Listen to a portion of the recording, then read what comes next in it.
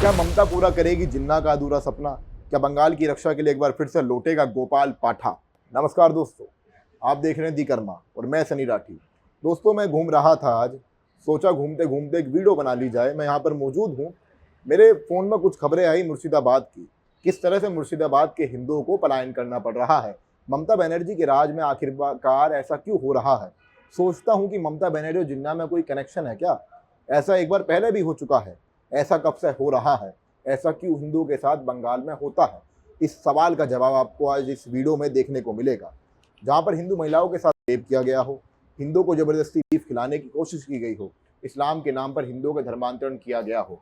ऐसा पहले बंगाल में हो चुका है, पर उस वक्त में एक ऐसा हिंदू वीर था जिसकी वजह से जिन्ना भारत में मौजूद बंगाल को इस्लामिक राज्य नहीं बना पाया था। मैं उस वीर के बारे में आगे इस वीडियो में आपको ज़रूर बताऊंगा, लेकिन उससे पहले हम बंगाल की मुख्यमंत्री ममता बनर्जी पर बात कर लेते हैं। आज ममता बनर्जी खुद कहती हैं कि बंगाल में हम वक्फ बिल को लागू नहीं होने देंगे, पर आखिरकार एक बिल के लिए मुर्शिदाबाद के हिंदुओं को क्यों टारगेट किया जा रहा है? क्या बंगाल में ऐसा पहली बार हो रहा है? ऐसा बिल्कुल भी नहीं है। आज मैं ऐसा डंके की चोट पर इसलिए कह पा रहा हूँ क्योंकि मैंने उस इतिहास को पढ़ा है। इसलिए मुझे आज़ादी के पहले के बंगाल में आपको ले जाना पड़ेगा, जिसका इतिहास पूरा काला है। इतिहास की उस गलियों में जहाँ पर पूरा अंधेरा है, उन अंधेरी गलियारों में हिंदू महिलाओं की चीखें बुरखे की आड़ में दफना दी गई। दोस्तों, मैं बात कर रहा हूँ 16 अगस्त साल 1946 की, बंगाल में हुए हिंदू पर उस अत्याचार की, जिसे सुनकर आप सच्चे भारतीय हैं तो आपकी आंखों में आंसू जरूर आ जाएंगे। साल 1946 बंगाल की राजनीति का वो दौर जब वहाँ पर शासन था हुसैन सोहरावर्दी का, जो कि अंग्रेज़ों और मुस्लिम लीग के समर्थन से बंगाल को पाकिस्तान बनाना चाहता था। दोस्तों, वैसे भी अगर हम बंगाल के इतिहास पर थोड़ी नज़र डालें तो कुछ मुगल की औलादे द्वारा जिस मुस्लिम लीग को वतनप्रस्त बताया गया है, इसी मुस्लिम लीग के गहरे संबंध अंग्रेज़ी हुकूमत के साथ थे। आपको कोई नहीं बताएगा ये बातें। फिर बेशक हमारे ही देश के कुछ नेता वीर सावरकर को अंग्रेज़ों का गुलाम क्यों ना कह दें, पर सर बेम्पीफाइड फुलर, जो कि लेफ्टिनेंट गवर्नर थे बंगाल के, वो साफ साफ कह कर गए थे मुस्लिम लीग के नेताओं के लिए that Muslims are my favourite wife. अब सोचिए कितने गहरे संबंध मुस्लिम लीग और अंग्रेज़ों के रहे होंगे।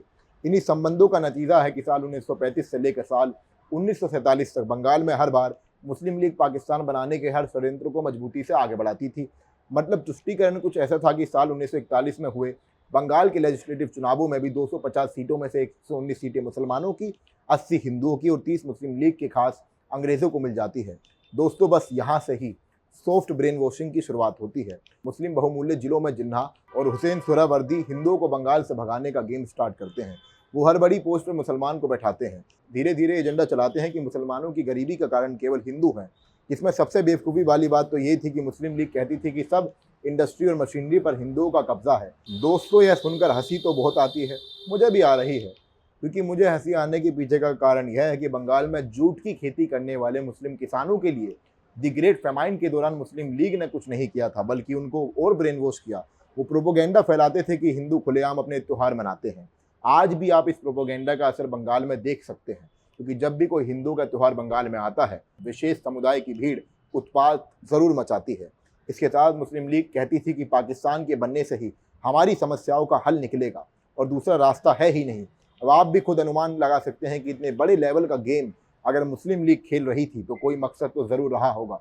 जी हाँ, मकसद को अंजाम दिया जाता है साल 1946 16 अगस्त के दिन, डायरेक्ट एक्शन डे मुस्लिम लीग ने लॉन्च किया। इस दिन को दी स्टेट्समैन ने डिस्ग्रेस अबाउंडिंग के नाम से प्रकाशित किया था। इस दिन सोहरावर्दी हिंदुओं को बंगाल से भगाने के लिए इस्लामिक गैंग को एक्टिव कर देता है। नोआखली जिले में लगभग 6 पुलिस थाने हैं।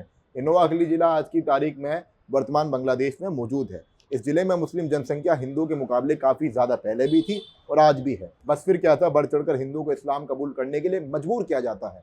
कहा गया था कि या तो बीफ खाओ, गोमाता का मांस खाओ, वरना भाग जाओ। हज़ारों हिंदू परिवारों के साथ जिहाद किया गया। हिंदू महिलाओं का रेप करके उन्हें मरने के लिए छोड़ दिया गया। उन पर हुए जुल्म को छिपाया जाता है। थानों में मुस्लिम पुलिस वालों ने रिपोर्ट तक लिखने से इनकार कर दिया था और मजबूरन कई हिंदुओं को बंगाल के उन इलाकों को छोड़ना पड़ जाता है। अब आप तो शॉक्ड हो गए ना कि वर्दी वाले भी कैसे मजहब के आगे झुक सकते हैं। दरअसल बात यह कि कोई इंडियन पुलिस नहीं थी, बल्कि अंग्रेज़ों की पुलिस थी। आज भी मुस्लिम लीग के उस जुल्म को दोहराया जाता है, केवल और केवल वोट बैंक के लिए। मुस्लिम लीग के सदस्य रहे तमस्सुद्दीन ने तो खुलेआम कहा था कि हिंदुओं ने पहले माइनॉरिटी पर हमला किया था, लेकिन सोच कर देखें जहाँ पर घटनाएं हुई थी वहाँ पर खुद हिंदू माइनॉरिटी थे, वहाँ पर मेजोरिटी में मुसलमान थे। अगर हिंदुओं को गलत ठहराया जाता है, इस बात को तथ्य से बताने के लिए मैं भारत के पूर्व राष्ट्रपति डॉक्टर राजेंद्र प्रसाद का द स्टेटमेंट दोहराता हूँ, जो कि उन्होंने साफ साफ कहा था कि हजारों हिंदुओं का जबरन धर्मांतरण किया जाता है, उनको गोमांस खाने के लिए मजबूर किया जाता है। सोचिए, इतना कुछ बंगाल में चल रहा था, पर उस वक्त महात्मा गांधी क्यों नहीं बंगाल जाते हैं? बस उस दौरान हिम्मत अगर किसी ने दिखाई थी तो वे थे कसाई गोपाल पाठा। केवल गोपाल पाठा एक कसाई ही नहीं थे, बल्कि नेताजी सुभाष चंद्र बोस के सच्चे भक्त भी थे। वो हिंदुओं पर होने वाले इस अत्याचार को अपनी आंखों से देख रहे थे, इसलिए उन्होंने शिवाजी महाराज की तरह ही स्वराज की नीति अपनाई। उनके संगठन भारतीय जातीय वाहिनी में लगभग 800 से 1000 लोग थे। गोपाल काठा एक पहलवान भी थे। उन्होंने अपने साथियों की मदद से बिहार और बंगाल के युवाओं को इकट्ठा किया और हिंदुओं के इलाकों की तैनाती करना शुरू कर दिया। जैसे ही जिहादी आते तो मुंह की खाते। लेकिन यह सब सफल हो पाया केवल मारवाड़ी हिंदुओं की मदद से, क्योंकि उन्होंने ही गोपाल पाठक को आर्थिक सहायता दी। रातों रात हिंदू लोहारों ने अपना करिश्मा दिखाया, नुकीले हथियार तैयार कर दिए और हिंदू इलाकों की तैनाती के बाद उन्होंने जिहादियों के इलाकों में घुसकर भी हिंदुओं की रक्षा करनी शुरू कर दी। पर सूरावर्दी के लोगों की तरह वो निर्दोष मुसलमानों को कुछ नहीं कहते थे। उन्होंने साफ साफ कह दिया था कि मुस्लिम लीग की तरह हम मुस्लिम महिलाओं के साथ कोई यौन उत्पीड़न नहीं करेंगे, हम निर्दोष बच्चों और बुजुर्गों को कभी हाथ नहीं लगाएंगे। लेकिन दोस्तों, दहशत इतनी फैल गई थी पाठा जी के नाम की, सूरावर्दी को महात्मा गांधी को बुलाना पड़ता है और परिणाम यह था कि सूरावर्दी बंगाल को इस्लामिक राज्य पूरी तरीके से नहीं बना पाता है। हालांकि जिस इलाके में हिंदुओं का उत्पीड़न हुआ था, नोआखली में, वो आज वर्तमान में बांग्लादेश में मौजूद है, जो कि आज एक इस्लामिक राज्य है। आज भी वहाँ पर हिंदुओं पर बढ़ चढ़कर जुल्म होता है, पर कम से कम कोलकाता को तो यह बचा पाए। ये गोपाल पाठा की ही देन है कि वर्तमान में कोलकाता एक इस्लामिक राज्य नहीं बन पाया। एक बात गोपाल पाठा ने कही भी थी कि मुझसे महात्मा गांधी ने कहा, सभी अपने हथियार हमें दे दो।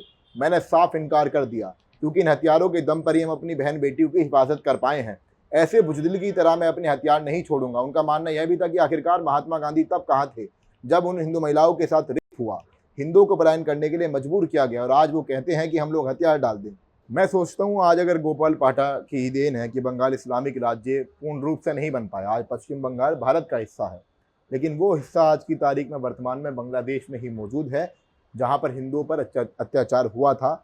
मैं सोचता हूँ कि अगर गोपाल पाठा नहीं होते तो आज हम सभी को टोपी पहननी ही पड़ती। जितने भी लोग बंगाल में इस वीडियो को देख रहे हैं, आप सभी को टोपी पहननी पड़ती। लेकिन आज भी तो बंगाल में जिन्ना का इतिहास दोहराया जा रहा है, वहाँ हिंदुओं को पलायन करना पड़ रहा है। ममता बनर्जी साक्षात सूरावर्दी का रूप बन गई है, लेकिन क्या ऐसे में कोई आपको गोपाल पाठा बंगाल में दिख रहा है?